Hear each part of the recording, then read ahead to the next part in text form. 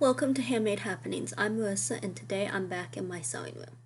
So in my last sewing video, I drafted a bodice pattern and it was more like a sloper. It was meant to fit very well, especially the waist, bust, sleeves, and it had a very tight neckline.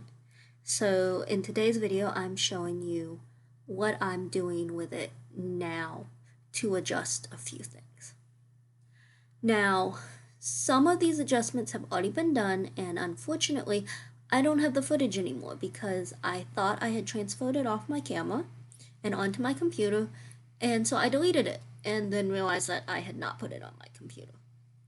I've also already done some of the experiments that you're going to see in this video because again, that was a part of all of the footage that I lost. However, I'm restarting because I realized that some of the tests I was doing probably were not giving me accurate results. The first thing I did was transfer the pattern onto poster board. And I did this by pinning the pattern onto the poster board and cutting it out. And then I used a pin just to mark through the pattern and into the poster board with little holes, so that I could then mark in the seam allowance as well as the darts. The second thing I did was lower the neckline, and this is one of the things that I did not get footage of because it turned out well the first time, and that's the footage that's deleted. So I lowered it for a few reasons. The first is the original pattern is very tight, and I don't like tight necklines in general. The second is oftentimes when I do dresses, I like to do a side zipper if possible, and so the neckline has to be large enough to fit over my head. Now, the important thing about lowering this neckline was making sure that the changes did not start until after the seam allowance in the shoulder.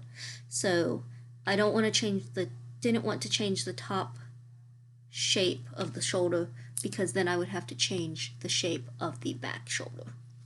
There are two other things I want to do while altering this pattern, and these are the things that I experimented with.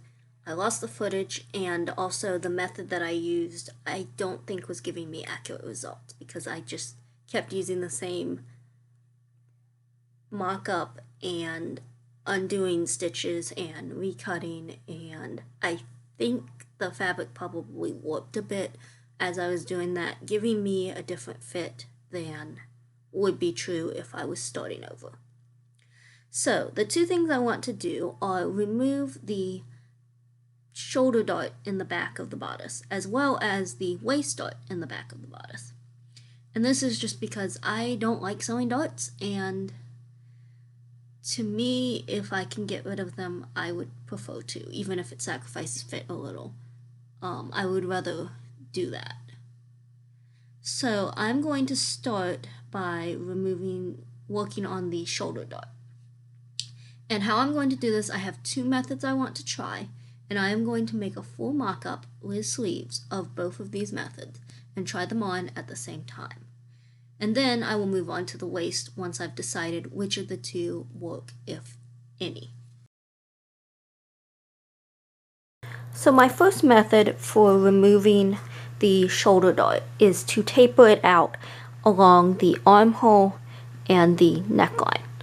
Technically, I already have this pattern worked out from when I tried earlier, and I'm not going to repeat it. But basically, what I did was I measured the width of the dart, divided that number in half, and tapered out half of it from one side and half of it from the other.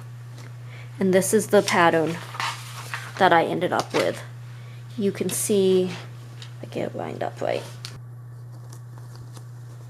and you can see the difference where it's shorter over here and over here.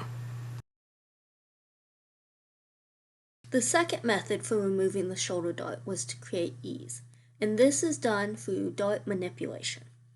So basically what dart manipulation is you can remove the dart by cutting out your dart and then cutting a slit either in the neckline or the armhole in this case, and then you close it on one and open it on the other, and this just relocates the dart.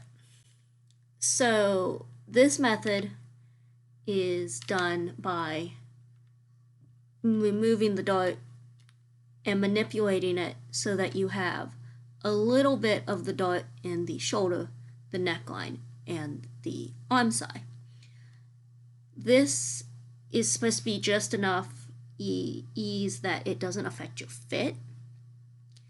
And the only thing to note really about this is that it does mean that the back neckline will, or the back shoulder seam will be longer than the front shoulder seam. So what you'll have to do is pin them evenly on either end, and then when you stitch, kind of stretch the front shoulder seam so that the back shoulder seam eases in and fits without any puckering. So I've got the dart removed and the slash lines cut. And so basically you just have one from the shoulder going to the point of the dart and one from the arm side to the point of the dart. And to do this, you just manipulate so that you have a little ease in each seam. And the tutorial I read said you can have no more than 1/4 of an inch or this won't work. So once I'm happy with it, I'm going to tape it down and redraw my lines.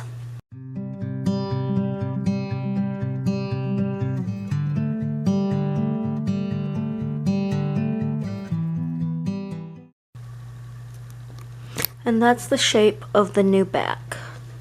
Now compared to the other one,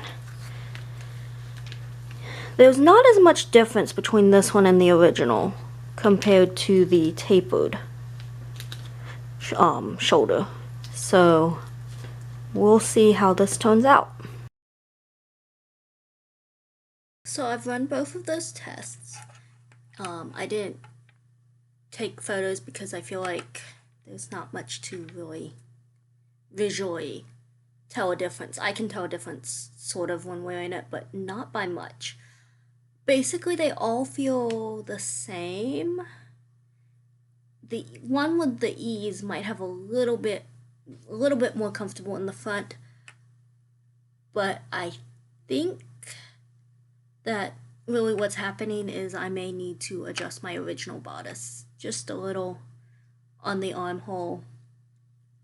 I don't know how I missed that the first time around when I drafted this. I don't know if it's one of those things, since it was meant to be very tight, that, you know, just a week or so would make a difference in the fit, or if I just missed it the last time. Either way, I'm not going to mess with it right now. And I think I'm going to continue working on these using the tapered back pieces, only because it's just easier. I don't have to deal with darts and I don't have to deal with ease. I also prefer not to do the ease because it does change the shape of the neckline and the armhole a little. So now I'm going to move on to working on tapering out or removing the waist dart in the back of the bodice.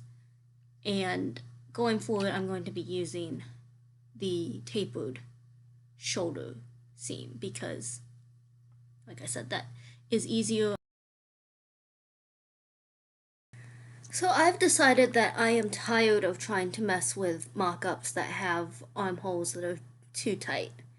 And after Googling it, I found that what came up the most often was that the arm side needed lowered, which does make sense because the pattern or the tutorial that I followed measured from like right under the arm, and it does make sense that I probably should lower it for a more comfortable fit. For simplicity's sake, I'm going to only lower it 5/8 of an inch, which is basically the seam allowance underneath, like under the arm. I think what I'm supposed to do is keep that side piece the same because it has to come out to the edge of the shoulder in order for the sleeve to fit. So I'm going to try that first before I move on to messing with the waist. And I guess this video has gone from customizing the pattern to fixing the fit again. So this is the front piece, and 5/8 of an inch to lower it that much is basically where the seam allowance is.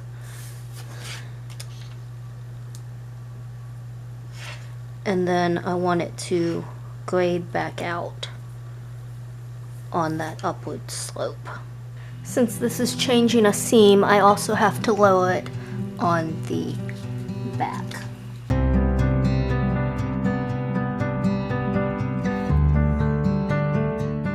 So that adjustment definitely helped a little. It still feels like it's tight in the front, so it may need just trim down a bit along that front edge. But it's improved enough that I feel confident in continuing with the adjustments to the back bodice without messing with that anymore. So the next thing I was going to do is work on removing the back waist dart. And I have 2 ways of doing it and 4 different variations. So there's one way that's pretty straightforward, and that's just undoing the dart in the back, but leaving it on the pattern and just not sewing up. The other way is tapering the dart out, just like I did with the dart on the sleeve or the shoulder, just like I did with the shoulder dart. And then I don't want to go straight to tapering out the full inch, so I will do it at intervals. So I'm going to taper one out 1/2 inch, which would leave 1 inch of ease in the back. Another one out 3/4 of an inch, which would leave 1/2 inch of ease. And then one where I'll taper it out the full inch, which would theoretically not leave any ease and should be the same as having the dart sewn in. So leaving the dart undone makes for a very loose fit. It's 2 inches of ease in the back. It's actually very comfortable. Even in the arm side, it felt like there was more room. So possible, obviously, for a fit. It's not a bad fit. It's again, really loose. It would depend on what kind of, like, how fitted you want your bodice. And I think for all of these going forward, that's going to be the big thing, is more of it depends on what you want. So this is method number 2, attempt number 1. This was the one where I tapered it out 1 inch, so essentially removing the entire dart, and it's supposed to have a similar fit to that. And the fit feels pretty good. It's still very fitted, just like the one with the dart, and it actually is comfortable, which I've been having trouble with these mock-ups over the last couple of days, and that they just haven't quite felt like they fitted properly, and it was really making me question if I had missed something when I drafted the bodice. But this one feels good, and I'm hoping that this trend will continue through the remaining 2 mock-ups. So this is method number 2, where it's tapered out 3/4 of an inch. So this leaves 1/2 inch of ease in the back, so it's looser in the back basically. The front stays the same, the arm size still fits the same. As I've already said, I think that these all are coming down to what fit you're going for depending on how it is. But I do still have one more to try, and we will see what I think of that one. Alright, mock-up number 3. And this one was only tapered out 1/2 inch, so there's a 1 inch of ease in the back. And again, it's pretty comfortable. For some reason, the sleeves or the arm side feels a little funny on this one. I don't really know why. They were all cut from the same pattern. So I have definitely concluded that with the waist, it pretty much doesn't matter. It depends more on the fit. Obviously, what this comes out to is it's just looser in the back, which might look a little odd in a way because all of that ease is in the back of the bodice as opposed to evenly distributed. But I'm thinking a looser fit like this would only be probably for a more casual dress, so I would probably be worried about it a lot less. 8 mock-ups, 4 different experiments with removing darts, and 1 fit issue later, and I'm finally done. So what did I learn? Well, with the shoulder darts, I learned that either method works. My preference was the tapered one because it didn't change the shapes of anything.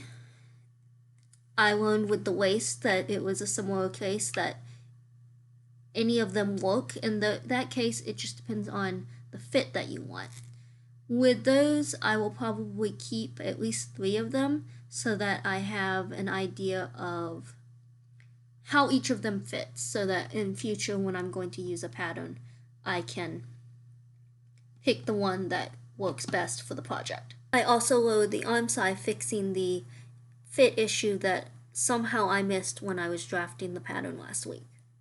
So after all of that, I guess the real question is, was it worth it?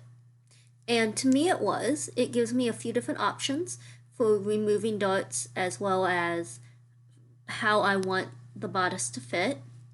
And of course, fixing a fit issue is obviously a really good thing to have done. Thank you so much for watching. Before you go, please leave a comment and tell me, would you have tried 8 different mock-ups just to play around with the fit of a garment?